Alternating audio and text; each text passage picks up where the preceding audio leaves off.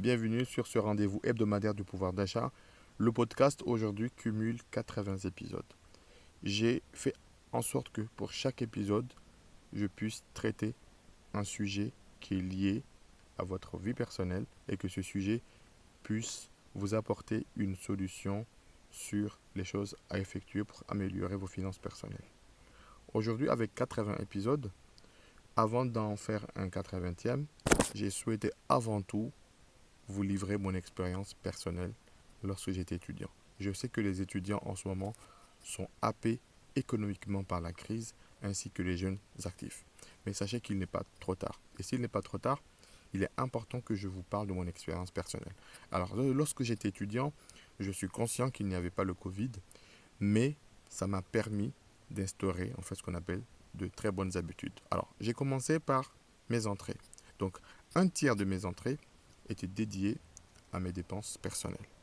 Le deuxième tiers de mes entrées était dédié à mes économies à côté au cas où j'en aurais besoin et que je pouvais débloquer tout de suite. Et puis le reste, l'autre tiers, le troisième tiers de mes entrées, je les avais totalement bloqués sur des comptes pour pouvoir préparer des projets d'avenir. Donc je suis bien conscient que cela est très important en fait pour vous, mais j'avais fait le pari d'une chose, c'est de pouvoir subvenir à mes besoins au quotidien, de pouvoir aussi réagir en cas d'urgence personnelle ou d'urgence familiale, mais surtout, j'avais fait un pari sur l'avenir.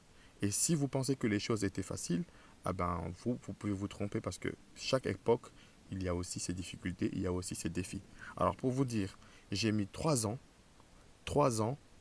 pour instaurer ce qu'on appelle des habitudes.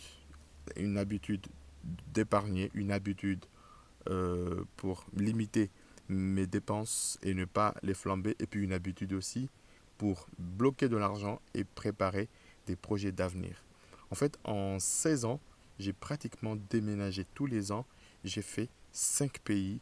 J'ai fait de la mobilité professionnelle voulue. J'ai fait de la mobilité professionnelle forcée parce qu'on a dû me déplacer d'un point A à un point B.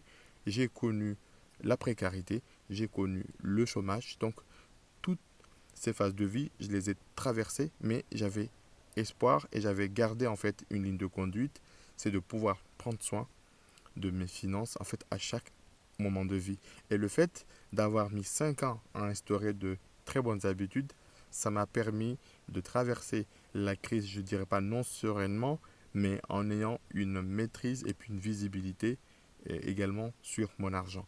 Et puis passer cette phase, donc j'ai dû aussi entamer d'autres choix de vie professionnelle, entamer une reconversion, mais cela a été possible parce que dès le départ, j'avais instauré les bases. Donc, vous étudiants ou jeunes actifs en fait, qui écoutez ou qui suivez ou qui regardez ce podcast, sachez qu'il n'est pas trop tard pour instaurer de très bonnes habitudes. Donc, si personnellement vous avez le courage et la force de vous former, de vous auto-former, de vous accompagner seul, faites-le. Mais si vous constatez que vous n'y arrivez pas et que vous avez besoin de l'aide de quelqu'un, n'hésitez pas à le solliciter. N'hésitez pas à me solliciter parce que je pourrais vous accompagner. J'ai traité 80 sujets liés à votre vie, à votre quotidien, à vos projets de vie. Alors, sur ces 80 sujets, et j'en aborderai bien d'autres puisque je suis à la 8e saison que je viens de finaliser. Donc, n'hésitez pas à me contacter sur le site paf.live ou à me contacter à travers les réseaux sociaux du podcast. Je pourrai vous accompagner pour sécuriser en fait vos choix, que ce soit une formation, que ce soit une reconversion professionnelle, que ce soit pour préparer des projets de vie ou préparer des moments de vie tels que le mariage, tels que vous installer dans la vie active.